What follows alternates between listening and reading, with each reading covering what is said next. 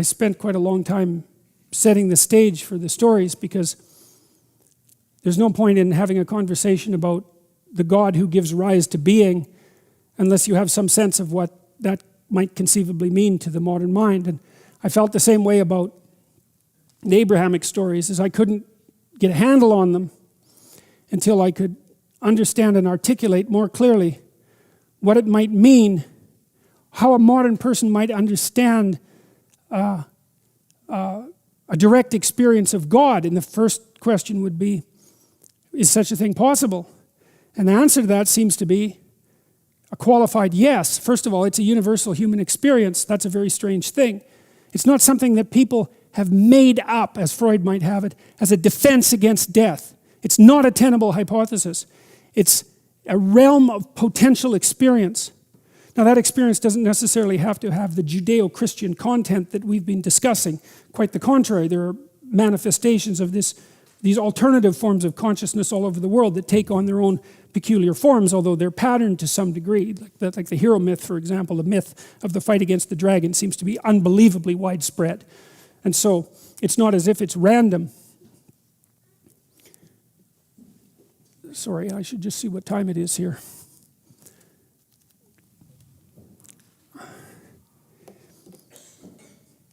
But there's not much point in having a discussion about what happens to Abraham unless you can conceptualize it in terms that are amenable to modern skeptical consciousness. So we can establish the proposition that mystical experience is not only possible, it's quite common, and it's inducible in a variety of ways, and the manner in which it's inducible is reliable. And there's no evidence as well that it's pathological. In fact, there's a fair bit of evidence that the patterns of behavior that are associated with the mystical experience are core elements of proper human adaptation in the world.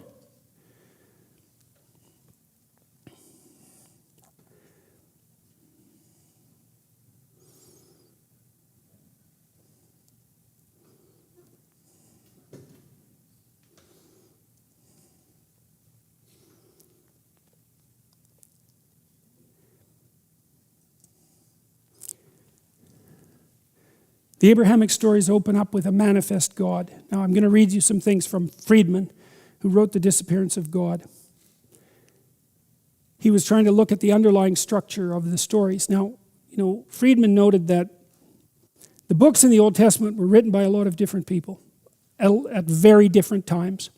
And then they were sequenced by other people for reasons that we don't exactly understand. But there's still an underlying narrative. There's multiple underlying narrative unities, despite the fact of that rather arbitrary sequencing. And that's a strange thing. I guess you could say, if you had a collection of ancient books and you were trying to put them together, you'd try to put them together in some way that made sense, right? And it wouldn't make sense unless you stumbled across some kind of underlying narrative that allowed you to order them. And so it's not entirely surprising that they're ordered in a manner that's comprehensible. But Friedman's comments on the underlying narrative structure, part of it was, well, we'll go through this. The books of the Old Testament were composed by a great many authors, according to both traditional religious views and modern critical scholarship. The phenomenon of the diminishing apparent presence of God across so many stories, through so many books, by so many authors, spread over so many centuries, is consistent enough to be striking, impressive, and ultimately mysterious.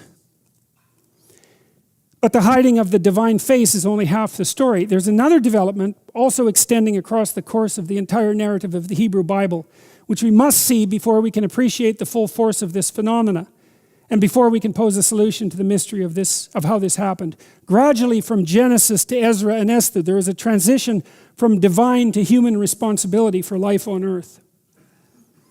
The story begins in Genesis with God in complete control of the creation. But by the end, humans have arrived at a stage at which, in all apparent ways, they have responsibility for the fate of the world. The first two human beings,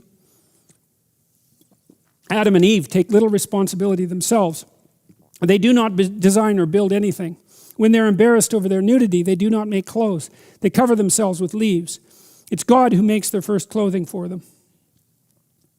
Noah, by no means a fully developed personality, Noah is not an everyman either. Broadly speaking, he reflects a step beyond Adam and Eve in human character and responsibility.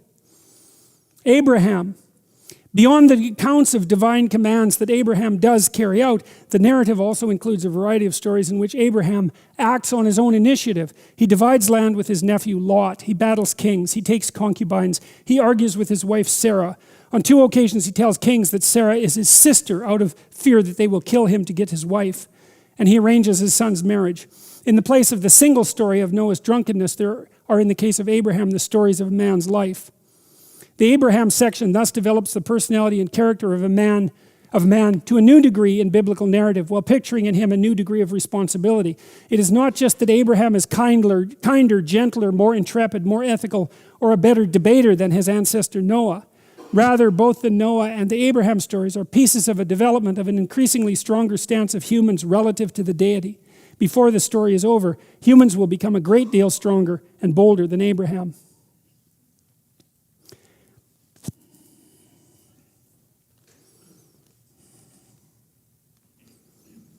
I don't know what that means, See, it is certainly the case that the individual exists in the modern world, the differentiated, self-aware, self-conscious individual. And it's certainly the case that that wasn't the case at some point in the past.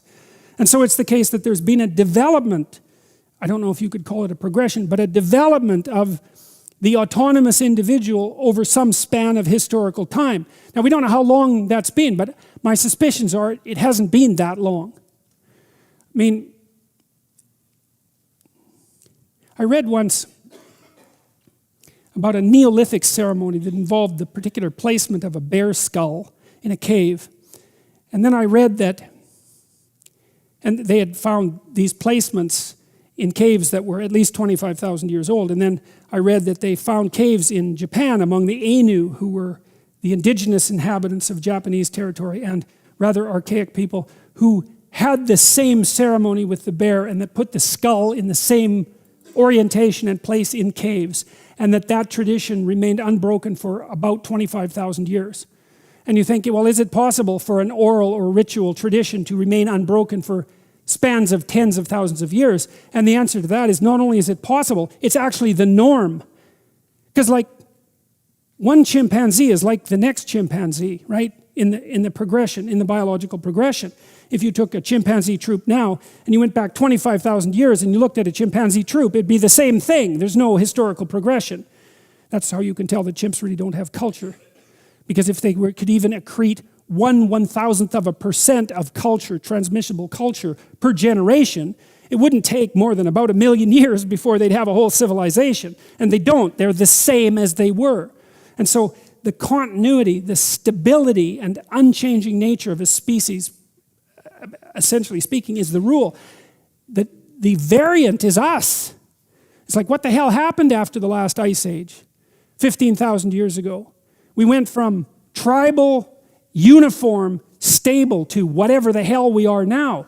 It's this transition from generic to specific. It's something like that. And I can't help but think that that's reflected in this text and that it has something to do with this transition of consciousness from what? From possession by the generic divine to dominance by the specific individual. It's something like that. Is that a neurological transformation? Is that what this is a record of? We don't know. One of the things Jung said about God, because Jung's relationship with God as an object of belief is very complex. In his technical writing, he always talks about the image of God. He never talks about God. He talks about the image of God. He said that the image of God dwells within. That's not the same thing as God dwelling within, right? So all of these capacities that we have for transcendent consciousness could be a byproduct of biological evolution. They can have no reflection. They can have no relationship whatsoever to an actual transcendent reality. There's no way of telling. The transcendent reality seems to manifest itself as an element of experience, but that doesn't mean that it has a reality outside of the subjective, even if it exists, as it clearly does. But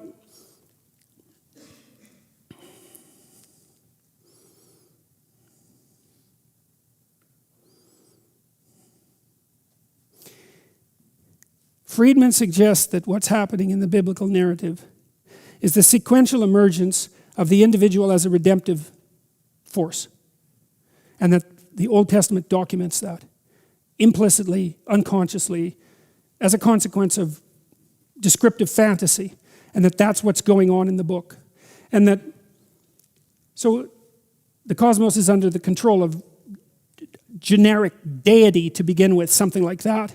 And then that control shifts to localized, identifiable, increasingly personal and detailed individuals.